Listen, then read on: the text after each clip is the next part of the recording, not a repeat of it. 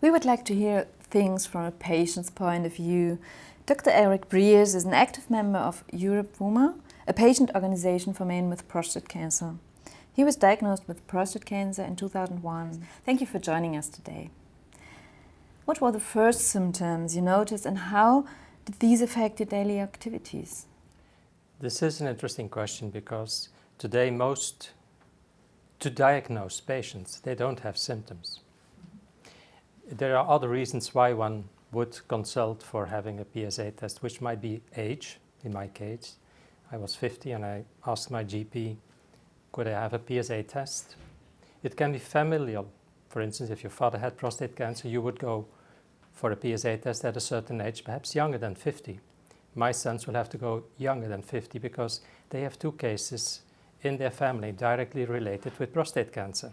So the chance that you have prostate cancer increases. So in this case, again, it was not because of symptoms, but the first test, PSA test, which they did, exceeded the normal cutoff for a man of 50, which would be about 1 nanogram per ml by 5. I was at above 5 nanogram per ml. So the GP immediately, my family doctor said, we will have to take this further on. There is an alarm. It might be something else. It might be a severe problem, prostate cancer perhaps. So you should see your urologist. So we made an appointment with our urologist and he took it on from there. So what did he do actually? Well, the first thing, one test is not enough. So the first thing you have to do is repeat the test because the test can go wrong. It could be an error, just technical error, but it was not. And with a PSA test alone, you cannot pose a diagnosis. This is just an indicator. So the more definitive ways are to do a biopsy. And in my case, the biopsies returned negative. They returned high-grade PIN, which is a state which might evolve into prostate cancer, but might not. So there is an alarm. The orange light is blinking, but it's not cancer.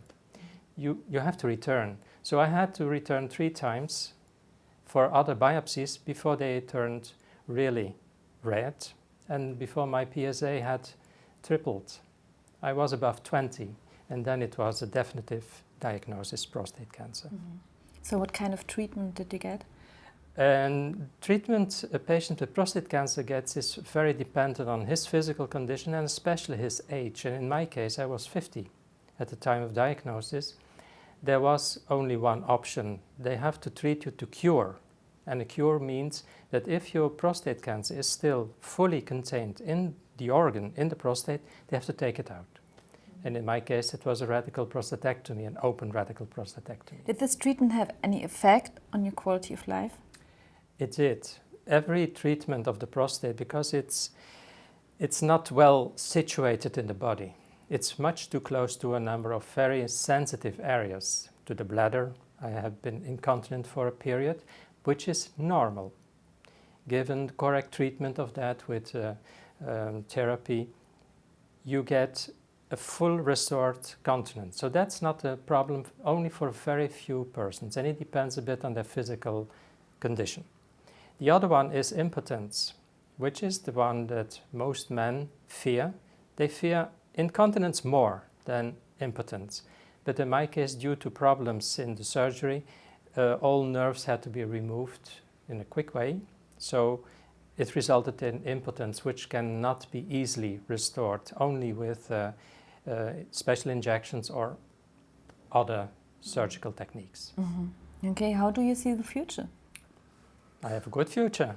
I think that without, you always have to, this is a question, they always say, don't you fear impotence? And there is a saying that you can't have sex when you're dead. So when they diagnose you with prostate cancer and you're young and it's a rather aggressive form, then you have a choice.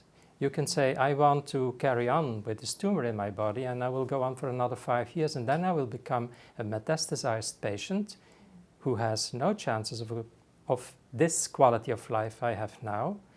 Or you try for the cure.